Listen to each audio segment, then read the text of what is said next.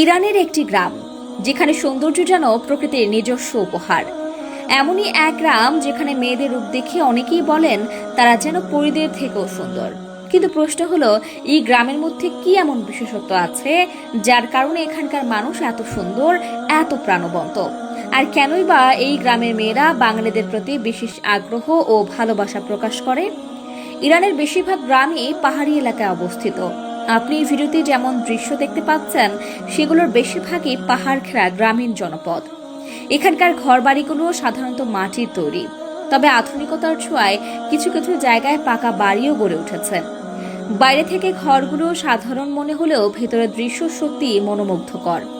গ্রামের মানুষজন তাদের ঘরের ভেতরটা অত্যন্ত যত্ন সহকারে সাজিয়ে রাখে। রঙিন কাপড়, নকশা করা আসবাব আর ঐতিহ্যবাহী সাজসজ্জায় ঘরগুলো হয়ে ওঠে চোখ জুড়ানো। ইরানের গ্রামীণ জীবনের সঙ্গে ওতপ্রোতভাবে জড়িয়ে আছে পশুপালন। এখানকার বেশিরভাগ মানুষ ভেড়া ও ছাগল পালন করেন। পাশাপাশি ঘোড়া ও গরুও রয়েছে অনেকের বাড়িতে। আশ্চর্যের বিষয় হলো, এখানকার মহিলারাও পুরুষদের সঙ্গে সমানভাবে কাজ করেন। তারা নিজেরাই পশুগুলোকে মাঠে নিয়ে গিয়ে ঘাস খাওয়ান, যেমনটা আপনি ভিডিওতে দেখতে পাচ্ছেন। বিশেষ করে ইরানের গ্রামগুলোতে ভেড়া ও ছাগলের সংখ্যাই সবচেয়ে বেশি চোখে পড়ে। এখন প্রশ্ন আসতেই পারে, এই গ্রামে মানুষজন কি চাষ করে আর কিভাবেই বা তারা লাখ লাখ টাকা আয় করে? ইরানের সবচেয়ে বেশি চাষ হয় টুমুর, যাকে স্থানীয় ভাষায় বলা হয় অঞ্জির। এর পাশাপাশি আঙ্গুর ও ডালিম বা আনার চাষ অত্যন্ত জনপ্রিয়। এসব ফল দেশীয় বাজারে যেমন চাহিদা সম্পন্ন, তেমনি বিদেশেও রপ্তানি করা হয়।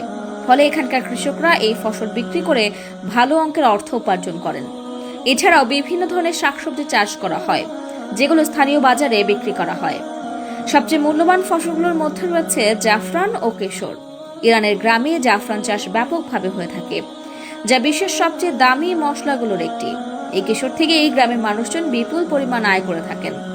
ইরানের গ্রামের মানুষ কি খায় জানলে আপনি সত্যি অবাক হবেন।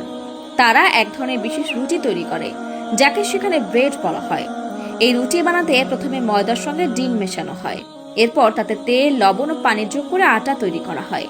সেই আটা গোল করে বেলে একটি বিশেষ চুলোয় ভাপা সাইডে আটকে দেওয়া হয়। মাত্র 5 থেকে 6 মিনিটের মধ্যেই রুটি তৈরি হয়ে যায়। যদিও রুটির আকার পুরোপুরি গোল হয় না, কিন্তু স্বাদে এটি অত্যন্ত সুস্বাদু। এই রুটির সঙ্গে সাধারণত ডিম দিয়ে তৈরি সবজি খাওয়া হয়। এছাড়াও মাঝে মাঝে মুরগি বা খাসির মাংস দিয়ে তারা মুখরোচক খাবার রান্না করে। ইরানের গ্রামের মানুষের স্বভাব কেমন? এমনটাই বিশ্বাস করা হয় যে সেখানকার মানুষ অত্যন্ত শান্তিপ্রিয় ও সুখী। তারা খুব সাধারণ জীবনযাপন করে, কিন্তু মানসিকভাবে তারা বেশ সমৃদ্ধ। তাদের সবচেয়ে বড় গুণ হলো অন্যদের প্রতি তারা অত্যন্ত সদয় ও বিনয়ী।